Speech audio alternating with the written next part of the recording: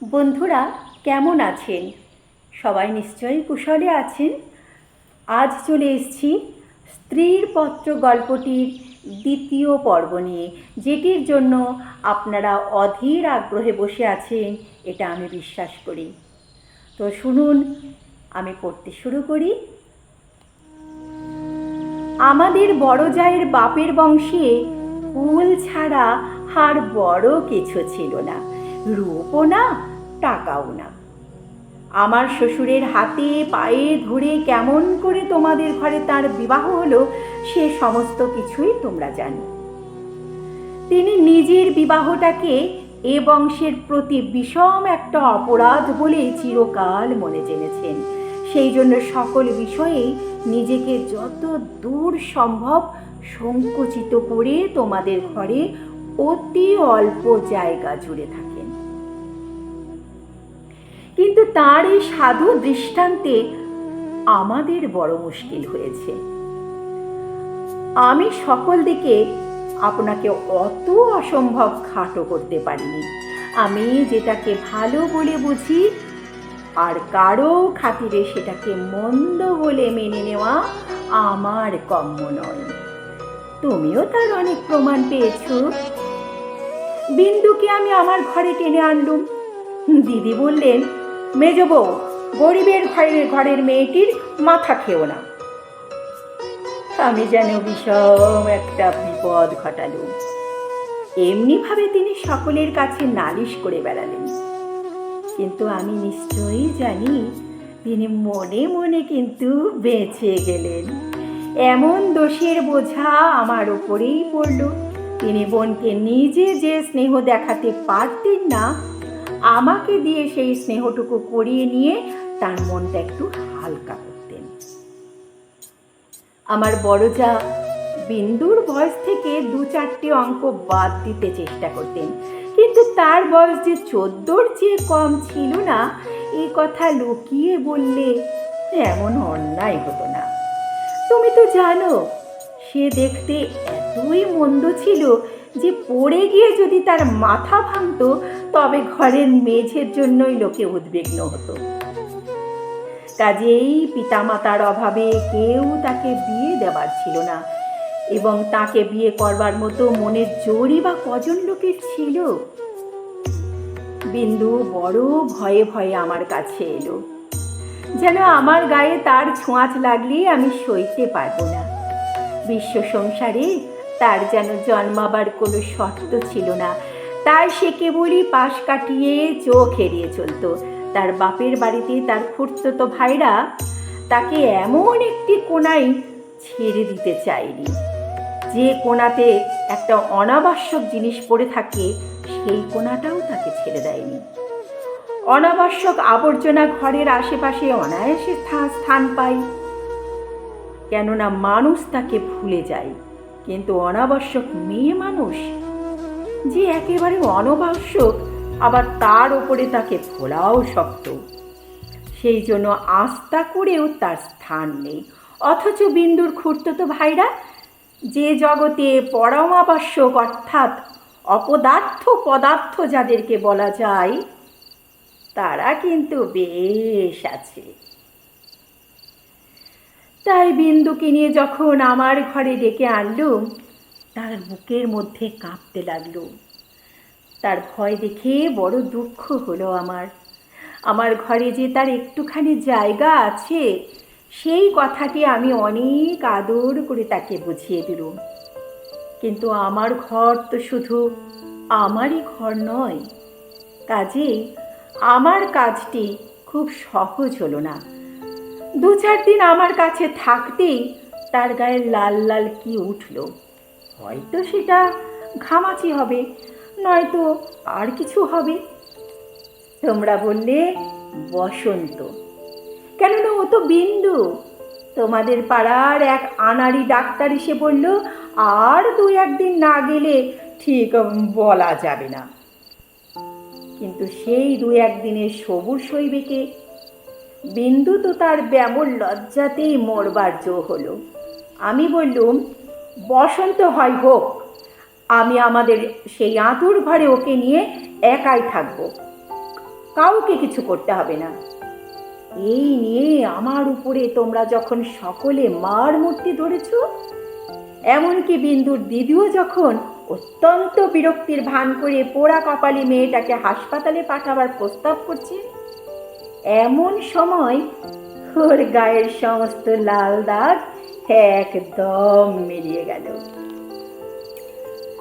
তোমরা দেখি তাতে আরো ব্যস্ত হয়ে উঠলে, বললে, হ্যাঁ ওটা নিশ্চয়ই বসন্ত বসে গেছে, কেননা ও তো বিন্দু, ওর ভালো কিছু হতেই পারে না। অনাদরে মানুষ হবার একটা মস্ত গুণ, শরীরটাকে তাতে একেবারে অজর অমর করে তোলে, ব্যায়ামও হতেই চায় না। মরা সদর রাস্তাগুলো একেবারেই বন্ধ। রোগ তাই ওকে ঠাট্টা করে চলে গেল। কিন্তু এটা বেশ বোঝা গেল, পৃথিবীর সবচেয়ে অকিঞ্চিৎকর মানুষটাকে আশ্রয় দেওয়ার চেয়ে সব থেকে বড় কঠিন কাজ আর কিছু হতে পারে না।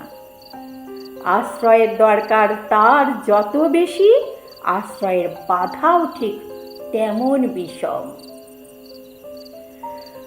আমার সম্বন্ধে বিন্দুর ভয় যখন ভাঙল, তখন ওকে আর এক গেরোয় ধরল। আমাকে নিয়ে এত বেশি ভালোবাসতে শুরু করলো যে আমাকে ভয় ধরিয়ে দিল। ভালোবাসার এরকম মূর্তি সংসারে তো কোনোদিন দেখিনি। বইয়েতে পড়েছি বটে, সেও আবার মেয়ে পুরুষের মধ্যে। আমার যে রূপ ছিল সে কথা আমার মনে করবার কোনো কারণ বহুকাল ঘটেনি। এতদিন পরে সেই রূপটা নিয়ে পড়ল ওই কুশ্রী মেয়েটি। আমার মুখ দেখে তার চোখের আশ মেটে না। বলতো, দিদি তোমার এই মুখখানি আমি ছাড়া আর কেউ দেখতে পাইনি। যেদিন আমি নিজের চুল নিজে বাঁধতুম, সেদিন তার ভারী অভিমান হতো। আমার চুলের বোঝা দুই হাত দিয়ে নাড়তে চাড়তে তার ভারী ভালো লাগতো। কোথাও নিমন্ত্রণে যাওয়া ছাড়া আমার সাজগোজের তো প্রয়োজন ছিল না। কিন্তু বিন্দু আমাকে অস্থির করত রোজই কিছু না কিছু সাজ করানোর জন্য। মেয়েটাকে আমি একেবারে পাগল চোখে দেখতাম। ও যে আস্তে আস্তে পাগল হয়ে উঠছে আমার প্রতি, এটা আমার একটা ভয়ের কারণ হয়ে উঠতে লাগলো। তোমাদের অন্দরমহলে কোথাও এক ছটাক জমি নেই। উত্তর দিকে পাঁচিলের গায়ে নর্মদার ধারে কোনো গতিকে একটা গাব গাছ জন্মেছে। যেদিন দেখতুম সেই গাবের গাছে নতুন পাতাগুলি রাঙা টকটকে হয়ে উঠেছে, সেই দিন জানতুম ধরাতলে বসন্ত এসেছে বটে। আমার ঘরকন্নার মধ্যে ওই অনাবৃত মেয়েটার চিত্ত যেদিন আগা গোড়া এমন রঙিন হয়ে উঠল, সেদিন আমি বুঝলুম হৃদয়ের জগতেও একটা বসন্তের হাওয়া আছে বটে। সে কোন স্বর্গ থেকে আসে, গলির মোড় থেকে আসে, তাও জানি না। বিন্দুর ভালোবাসার দুঃসহবেগে আমাকে অস্থির করে তুলেছিল। একবার তার উপর রাগ হতো না, সে কথা আমি স্বীকার করি। কিন্তু তার এই ভালোবাসার ভিতর দিয়ে আমি আপনার একটি স্বরূপ দেখতে পেলুম, যা আমি জীবনে আর কোনো দিনও দেখিনি। সেটা হলো আমার মুক্ত স্বরূপ। এদিকে বিন্দুর মতো মেয়েকে আমি যে এতটা আজও আদর যত্ন করছি, এ তোমাদের অত্যন্ত বাড়াবাড়ি বলে ঠেকলো। তার জন্যে খুঁত খিটখিটের অন্ত ছিল না। যেদিন আমার ঘর থেকে বাজুবন্ধ চুরি গেল, সেদিন সেই চুরিতে বিন্দুর যে কোনো রকম হাত ছিল না, এ কথা আভাস দিতে তোমাদের লজ্জা হলো না। যখন স্বদেশি হাঙ্গামার লোকের বাড়ি তল্লাশি হতে লাগলো, তখন তোমরা অনায়াসে সন্দেহ করে বসলে যে বিন্দুই পুলিশের পোষা চর। তার আর কোনো প্রমাণ ছিল না, কেবল সেই প্রমাণ যে সে বিন্দু। বিন্দুকে সামান্য কারণেই অনেক বড় বড় দোষ দিলেও কেউ তো কোনো বাধা দেওয়ার ছিল না। তোমাদের বাড়ির দাসদাসীরা ওর কোনো রকম কাজ করতে আপত্তি করত। তাদের কাউকে ওর কাজ করবার ফরমাস করলে মেয়েও একেবারে সংকুচিত হয়ে আড়ষ্ট হয়ে উঠত। এই সকল কারণেই ওর জন্যে আমার খরচ আরও বেড়ে গেল। আমি বিশেষ করে একজন আলাদা দাসী রাখলাম, সেটা তোমাদের ভালো লাগেনি। বিন্দুকে আমি যে সব কাপড় পরতে দিতাম তা দেখে তুমি এত রাগ করেছিলে যে আমার হাত খরচের টাকা পর্যন্ত বন্ধ করে দিলে। তারপর দিন থেকে আমি 5 শিকে দামের জোড়া মোটা কোড়া কলের ধুতি পরতে আরম্ভ করলুম। আর মতির মা যখন আমার এঁটো ভাতের থালা নিয়ে যেত তাকে বারণ করে দিলুম। আমি নিজে উঠোনের কলতলায় গিয়ে এঁটো ভাত বাছুরকে খাইয়ে বাসন মেজেছি। একদিন হঠাৎ সেই দৃশ্যটি দেখে তুমি খুশি হওনি। আমাকে খুশি না করলেও চলে, তোমাদের খুশি না করলেই নয়, এই বুদ্ধিটা আজ পর্যন্ত আমার ঘটে এলো না। এদিকে তোমাদের রাগও যেমন বেড়ে উঠছে, বিন্দুর বয়সও তেমনি বেড়ে চলেছে। সেই স্বাভাবিক ব্যাপারে তোমরা অস্বাভাবিক রকম বিব্রত হয়ে উঠেছিলে। একটা কথা মনে করে আমি আশ্চর্য হই, তোমরা জোর করে কেন বিন্দুকে তোমাদের বাড়ি থেকে বিদায় করে দাওনি? আমি বেশ বুঝি, তোমরা আমাকে মনে মনে ভয় করেছিলে। বিধাতা যে আমাকে বুদ্ধি দিয়েছিলেন, ভিতরে ভিতরে তার খাতির না করো তোমরা বাঁচো না। এই বুদ্ধিটাকে তোমরা তো খাতির করোই, সেটা লুকিয়ে লুকিয়ে, কিন্তু আমার চোখের আড়াল হয় না সেটা। অবশেষে বিন্দুকে নিজের শক্তিতে বিদায় করতে না পেরে তোমরা প্রজাপতি দেবতার শরণাপন্ন হলে। বিন্দুর বর ঠিক হলো, বড় যা বললেন বাঁচলুম, মা কালী আমাদের বংশের মুখ রক্ষা করলেন। বর কেমন তা জানিনি, তোমাদের কাছে শুনলুম সকল বিষয়েই ভালো। বিন্দু আমার পা জড়িয়ে ধরে কাঁদতে লাগলো, বললে, দিদি দিদি আমার বিয়ে করতে ইচ্ছা করছে না দিদি, আমাকে কেন আবার বিয়ে দিচ্ছ তোমরা? আমি তাকে অনেক বুঝিয়ে বললুম, বিন্দু তুই ভয় করিস নে, শুনেছি তোর বর বেশ ভালো। বিন্দু বললে, বর যদি ভালো হয় আমার কি আছে যে আমাকে তার পছন্দ হবে? বরপক্ষীরা বিন্দুকে তো দেখতে আসার আর নামও করল না। বর দিদি তাতে আরও নিশ্চিত হলেন। কিন্তু দিন রাত্রে বিন্দুর কান্না আর থামতে চায় না। সে তার কি কষ্ট সে আমি জানি। বিন্দুর জন্য আমি সংসারে অনেক লড়াই করেছি, কিন্তু ওর বিবাহ বন্ধ হোক এই কথা বলবার মতো সাহস আমার হলো না। কিসের জোরেই বা বলবো? আমি যদি মারা যাই তোর কি দশা হবে তখন? একই তো মেয়ে, তাতে আবার কালো মেয়ে, কার ঘরে চললে ওর কি দশা হবে সে কথা না ভাবাই ভালো। ভাবতে গেলে আমার প্রাণটা কেঁপে ওঠে।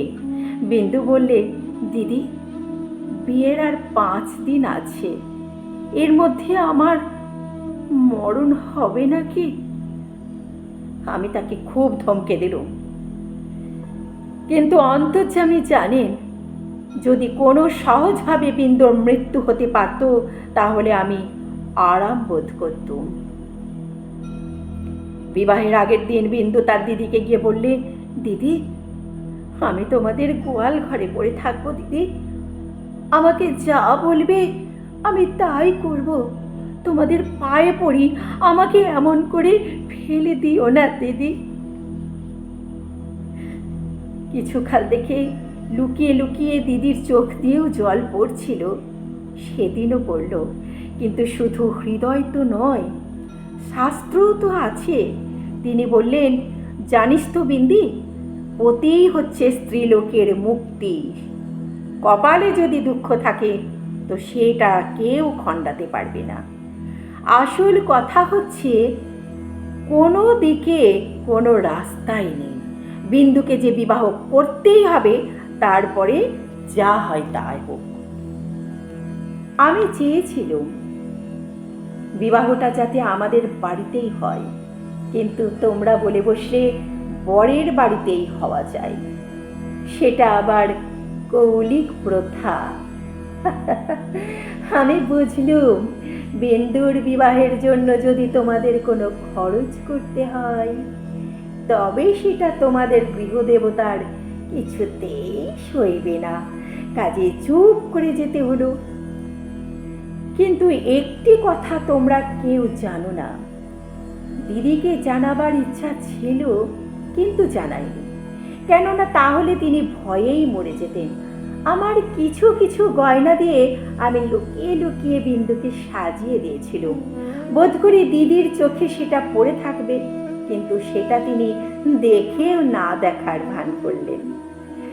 দোহাই ধর্মের, সেই জন্য তোমরা তাকে ক্ষমা করো। যাবার আগে বিন্দু আমাকে জড়িয়ে ধরে বললে, দিদি, আমাকে তোমরা তাহলে নিতান্তই ত্যাগ করলে? আমি বললুম, না বিন্দি, না বিন্দি, তুই এ কথা ভাবিস না। তোর যেমন দশাই হোক না কেন, আমি তোকে শেষ পর্যন্ত ত্যাগ করব না। 3 দিন গেল। তোমাদের তালুকের প্রজা খাবার জন্য আমাকে তোমাদের একটা ভেড়া দিয়েছিল। তাকে তোমরা জঠরাগ্নি থেকে বাঁচিয়ে আমি আমাদের একতলার কয়লার ঘরে রাখবার এক পাশে বাস করতে দিয়েছিলাম। সকালে উঠে আমি নিজে তাকে দানা খাইয়ে আসতাম। তোমার চাকরদের প্রতি 2-1 দিন নির্ভর করে দেখেছি, তাকে খাওয়ানোর চেয়ে তাকে খাওয়ার প্রতি তাদের বেশি ঝোঁক ছিল। সেদিন সকালে সেই ঘরে ঢুকে দেখি বিন্দু এক কোণে জড়সড় হয়ে বসে আছে। আমাকে দেখেই আমার পা জড়িয়ে ধরে লুটিয়ে পড়ে নিঃশব্দে কাঁদতে লাগলো। বিন্দুর স্বামী পাগল। সত্যি বলছিস বিন্দি? এত বড় মিথ্যা কথা তোমার কাছে বলতে পারি দিদি? তিনি পাগল, তুমি বিশ্বাস করো দিদি, আমার স্বামী পাগল। শ্বশুরের এই বিবাহে মত ছিল না, কিন্তু তিনি আমার শাশুড়িকে জমের মতো ভয় করেন। তিনি বিবাহের পূর্বেই কাশী চলে গেছেন। শাশুড়ি জেদ করে তার ছেলের বিয়ে দিয়ে দিয়েছেন। আমি সেই রাশ করা কয়লার উপরে ধপ করে বসে পড়ল।